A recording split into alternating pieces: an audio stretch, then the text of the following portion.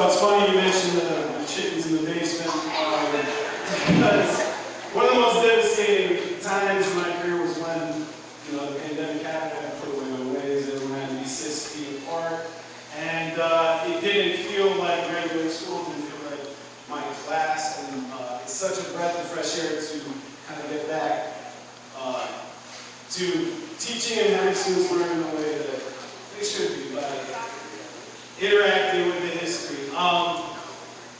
Man, I would not be the teacher that I am today. I wouldn't know what I know today. I wouldn't be the professional I am today or the leader I am today without this school, Segway Institute for Learning. I owe everything to the leadership at Segway. I owe everything to the community at Segway. And I owe my teaching career and my passion to all those amazing students who were cheering me just now. It means a lot to hear those cheers. It means a lot. It means a lot.